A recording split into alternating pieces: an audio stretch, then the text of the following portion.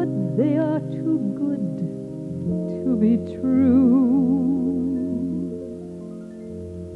Are you really there, or are you just illusion?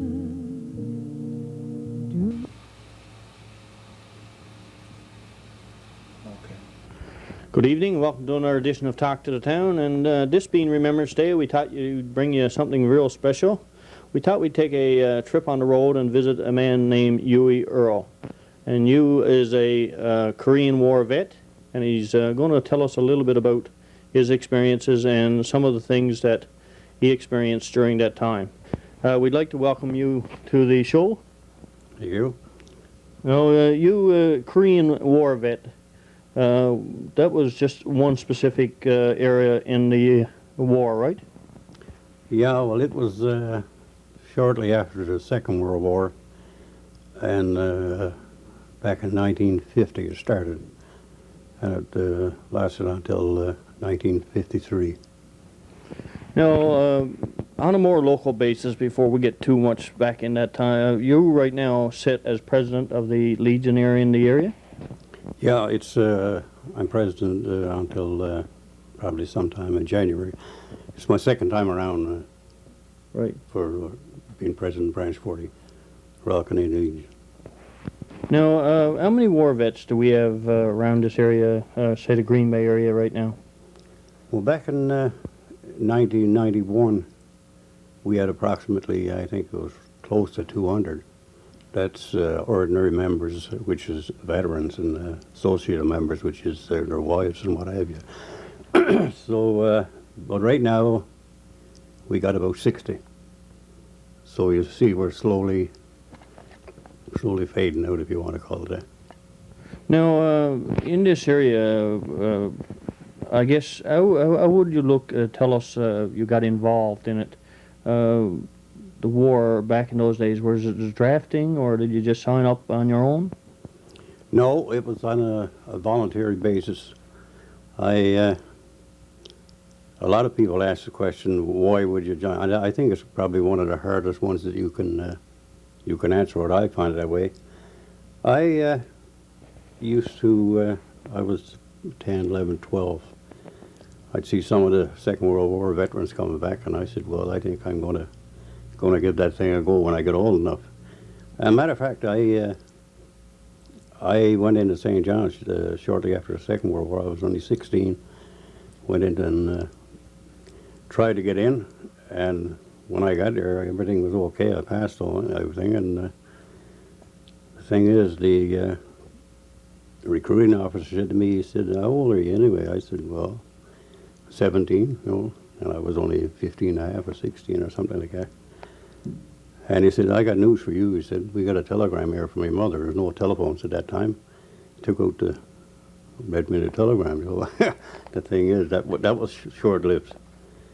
So then when I got around 19, I said, well, the Korean War broke out and this is my chance. So I volunteered for the Korean War.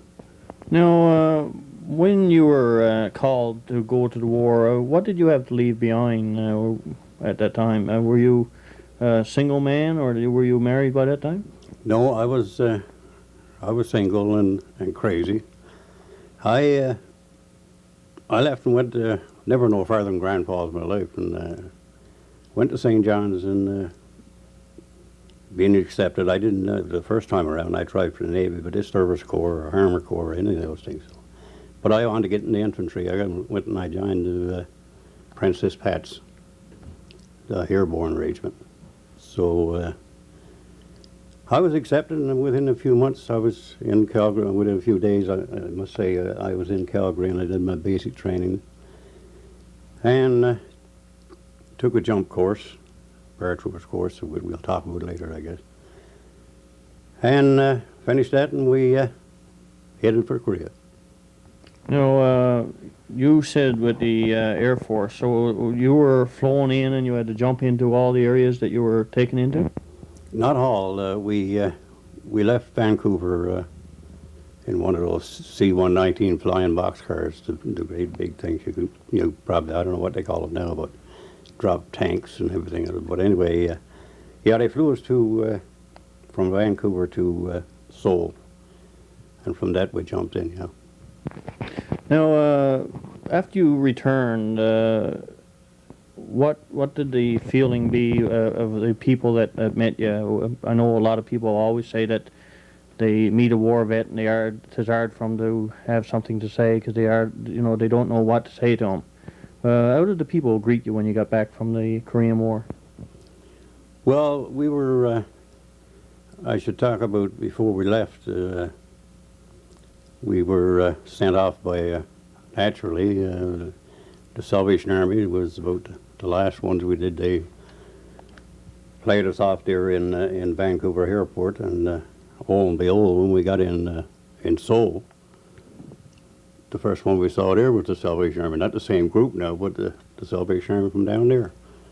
So we were great at job. We had, and on the return back, we came back on the troop ships, which was 3,000. There were 17 days coming back, and there was 2,000 Yanks and 1,000 Canadians.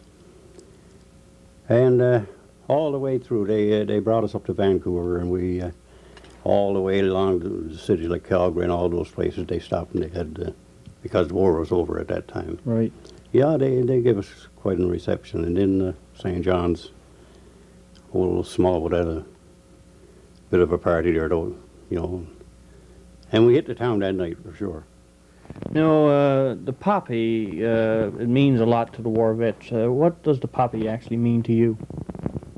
Well, it's remembrance. There's no joke about that, and it's a thing that we hope it won't fade out over the years. We're going into the schools now on Tuesday, talk to the younger kids, and those are the ones that's going to have to the teachers and staff, whatever. They're the ones that's going to have to keep it alive. You know, it's been going on now for, I imagine, probably what, 80 years, I imagine. Right. And we hope it's going to continue that way. But there's only a few years. All of us fellows been gone, and this is what makes us a little. We wonder what's going to happen. The same as yourself, you know, what's going to happen to it all. No, we've tried over the years to interview some of the different vets around here, and a lot of them don't feel like talking about what happened to them. Maybe is this a way that we can keep it in the memory of people by putting it on videotapes and getting some of the vets to tell us the actual stories of what happened? I think so. I think so. You're on the right track. It's it'll be always on tape, if you want to call it that. If you want to look back years from now, you can say, well, I think this is the way to keep it going. Yes. Yeah. Now, you must have had quite a few experiences over there. Would you like to relate one of them to us, or maybe a couple to us now while we got the chance? Yeah. Well, one sticks out in my mind. I'll never forget it, and that is it's not a war story as such. We try to stay away from those things. I think people here in Springdale probably heard me say it before because I've spoken about it several times. And that was the last casualty of the Korean War, a fellow by the name of Gray. His father had been a minister, and he'd been a minister's son.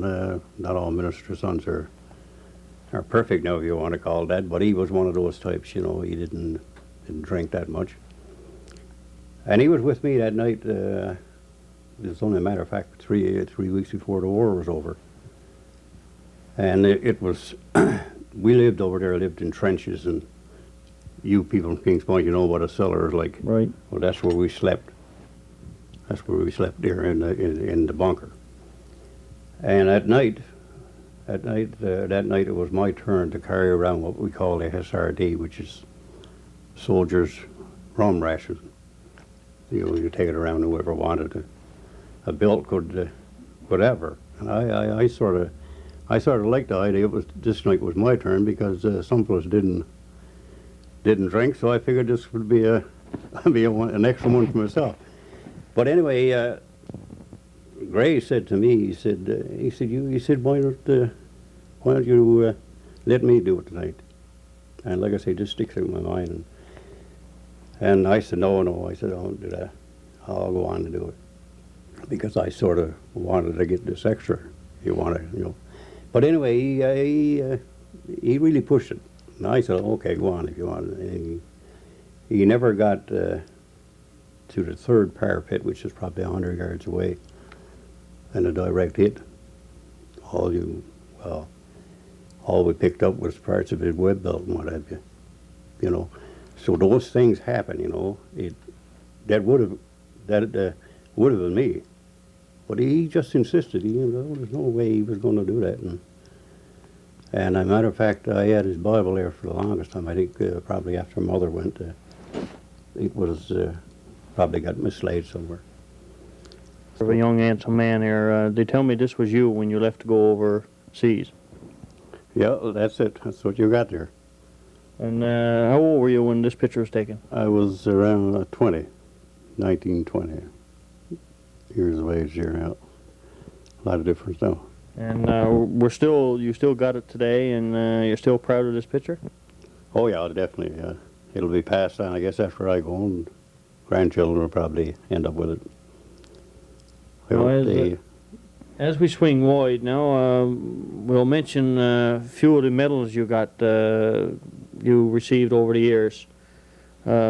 We see you got one breast there is 4 medals on and a set of wings, and on the other side you got a couple. So if you can explain them a little by little as you go through them. Past president, and this one here is for Sergeant of Arms, Legion medals. And I guess you're going to switch to here. Yes. This is the Korean War medal. And this one here, if I can find it, is the NATO, where I served in Germany for 2 years as occupation troop. And the other one is the volunteer medal, which took us 40 some odd years later came to us. And this one over here, if I can find her, this one here is, job of fingers here, is United Nations. That's what we served in Korea under the United Nations. Now, those medals are on top of those medals. There's a set of wings. What do the wings signify? Those are paratroopers' wings. Anybody crazy enough to get out in the plane and jump out, this is what it's all about. Those wings, I'm very, very proud of those things. We started off up in Shiloh, Manitoba, and there was 150 bodies on that course, and when we finished up, there was 50 that qualified. All the rest dropped out. Just couldn't hack it. Now, you said took you almost 40 years to get that medal. What was the reason 40 years. It took you so long to get your medal? Well, it was on a voluntary basis, and we tried first. They came up with this little button here, which you would see us. They gave us that. Right. And certainly the Korean War Veterans Association wasn't satisfied. They said they wanted a medal. So they gave us that. But then 40 years later, they gave us the actual medal. Politicians. and that's far enough, eh? Yeah, that's it. We'll quit there. Now, you said jump out of the airplane. When you jumped out of the airplane into areas that you went, what type of weight were you carrying on your back? Well, you had to, first of all, you had to have 5 jumps to receive your wings. There was a night jump and a water jump. We used to have a rucksack and everything, rifle and a whole works, about 90 pounds you jump out with. And I've had fellows say to me, people say to me, they said, this night jump, what was it like to make a night jump? I said, it's the best one because you didn't see where you were going. You couldn't see the ground or what have you, And we used to jump about 800 feet, which is about the scariest one you could do, is because you don't have much time to fool around. You got your rifle on a quick release. You got to let go of that. You got to let go of your rucksack. That all got to land before you land, on a 15-foot static line. So it was quite, it was a 3-month course, and I'm telling you, it was hard. Now, you said rucksack. What is actually a rucksack? Well, that's where you pack all your clothing and your everyday thing, if you want to call that, socks and what have you. Now, when you were jumping and landing in water, what would happen to this stuff then? Well, it was all pretty well waterproof. You let go your quick release, your harness, you get out of your harness, the whole thing. You just wrap her like that and she'd pop out and she'd float away from you. Or not away from you, you get to it eventually, Now, when you got into areas like this by jumping in, how would you get out? How would you get out? Yeah. Well, you got there the best way you knew how. If you couldn't swim, you were it was a bit tough. So if you weren't a swimmer when they first taught you this, did they teach you how to swim in the course? Definitely. Yeah. Now, they wouldn't go and drop you out in the center of the Atlantic someplace, they'd... You had to have this water jump. You had to jump in the river someplace or what have you, or in the pond or what have you, But they wouldn't let you go out over the ocean someplace. Now, getting back to, you mentioned that you do a lot of visiting to the schools. When you go into the schools now, how does that make you feel that going in and telling these young people that learn it in their histories about the wars, but you actually experience it? There's a lot of kids come up to you and ask you how you felt about it? Yeah. Kids will be kids, The thing is, it can get a little emotional too, because some of the things they ask you, I know myself, and I don't know if it was Herb Pike or what have you, we were in there a few years ago, and we addressed the kids, and we asked if there's any questions. One little fellow got up, and he said, how many people did you kill?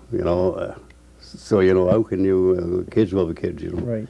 So it's some of the questions but it can get a little emotional too, Right. They, Now they're wearing their poppies in full bloom, and as time goes on and you prepare for these type of things, does the days actually, as closer gets to Remembrance Day and you got to go into schools, does the days you wish that you wouldn't come because you got to go and experience these things over? Or do you look forward to going into schools and relating the stories? Well, I sort of look forward to it, but then again, it can get, like I said, mentioned a few minutes ago, it can get emotional, and we all feel that way. I'm sure I can speak for all the veterans. Yeah. Now, when you came back home, what type of, with your training in for the war, what type of trouble did you run in getting a job? Did you have a rough time getting jobs, or was it good getting a job because you were already in the war? Well, they, a matter of fact, they, when we, in St. John's, when we came back, we were getting a discharge.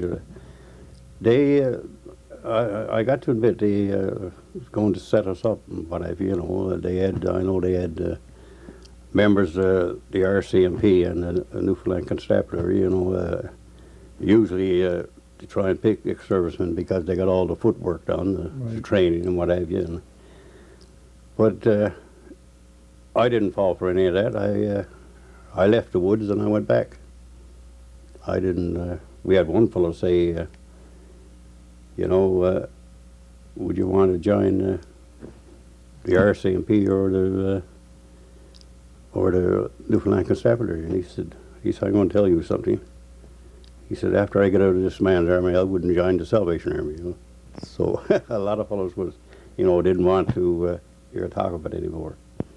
They just didn't want to stay in. But there was a few fellows that joined the RCMP and what have you. And if you'd ever had the qualifications, they'd send you to school, And, they were good that way. Now, you mentioned you left the woods when you went overseas. When you came back, you went in the woods.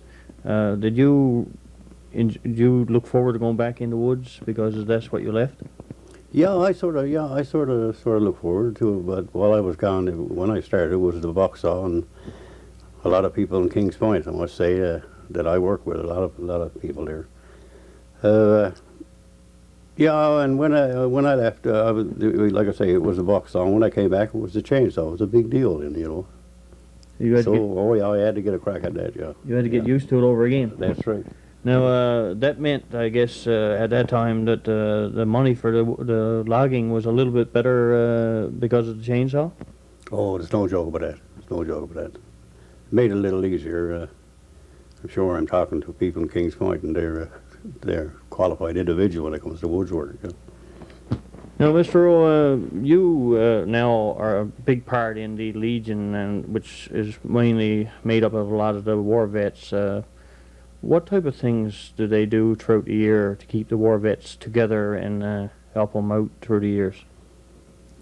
The first part of your question didn't get. What do, like, as part of the Legion, what do you guys do to keep the war vets to get together during socials and that type of thing? What do you actually put together for them? Oh well, we have our monthly meetings, the last Wednesday of every month, and we have our little get together now. Remembrance Day will be our big one. Hopefully we'll meet down the Legion after it's all over and not dance now because we're all too old for that. But we'll get there and socialize, and some fellow will tell some stories, another fellow will tell a story, So we try and keep it going that way. Now, if I remember correctly, Mr. Pike last year took a trip overseas back to some of the things that happened to him back in Normandy. Have he related those stories to the Legion? Oh yeah. He's got films there that he shot while I was over there. Herb got there. I think we submitted 2 names, and he was lucky enough. I think probably might have been his second time around. I don't know for sure, but I know he was over there last year, the year before, whatever. Yeah. So I think Sir O'Pilly was scheduled for this year, or at least his name is submitted. For this year. Yeah. Now, do you guys get together with people outside of the area too? Oh yeah. We have our provincial command. So many people from each branch. We have our annual convention. Yeah. Now, if for the kids this might be watching this, and I'm sure a lot of them have seen you guys in school, but if they were interested in coming into the Legion and looking around the Legion and seeing some of the memorabilia there, how would they go about getting into the Legion to see that? Oh, there's no problem at all. Just call any member if they want to set up a time or whatever. Sure, we can take them through. We got a. I don't know if you people have ever been in the Legion upstairs. We got all the pictures. I know a fellow from Rattling Brook,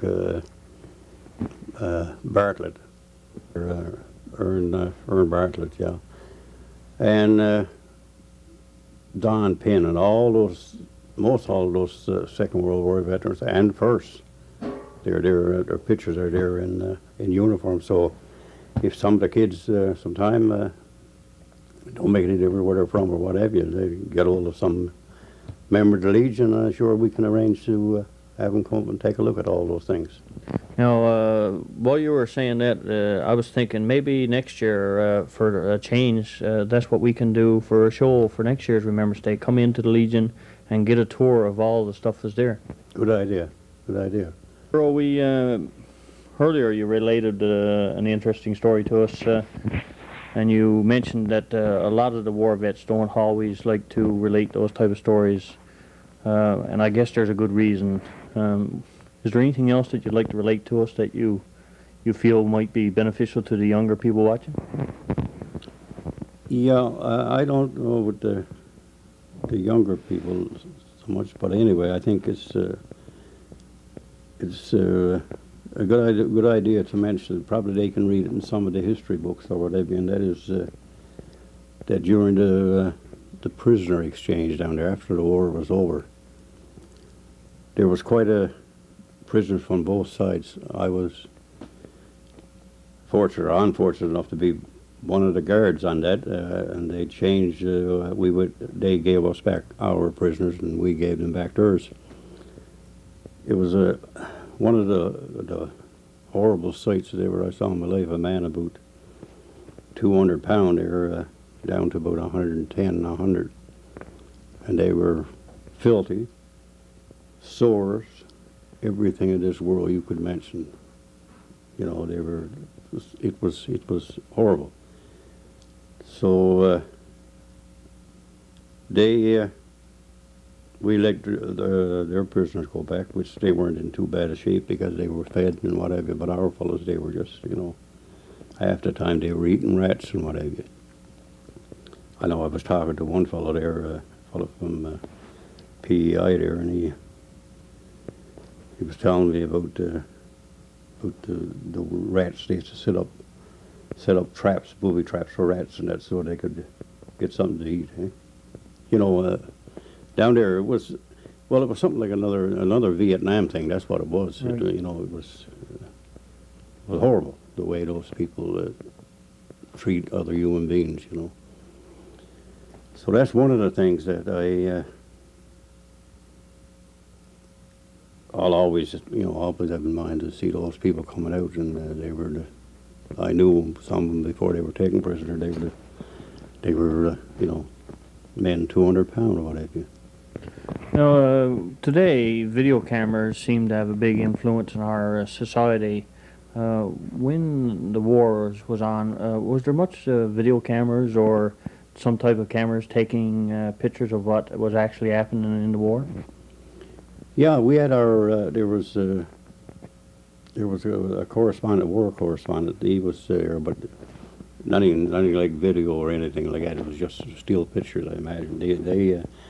They were hanging around there. They were in with us. You know, they were doing their job, what they enlisted to do. You know, but you never see anything. You know, it was just a still picture. That's about all. They were for the newspaper, the Japan News. We used to get that. They used to bring that up.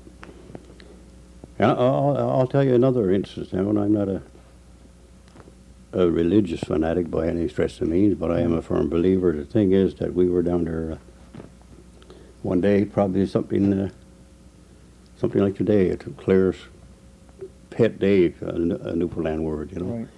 if you want to call it that. And Billy Graham had been down there touring all the troops, American troops and the Canadian or what have you. And a man that I got a great respect for. And there was so many things going on down there, you know, with everything, with dope, and some of our fellows we weren't no angels either, you know.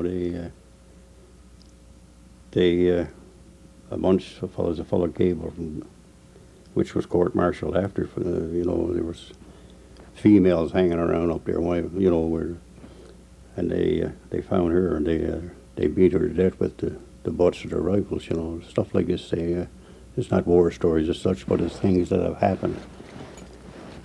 And the thing is that that day, during that day, like I say, it was a day like today,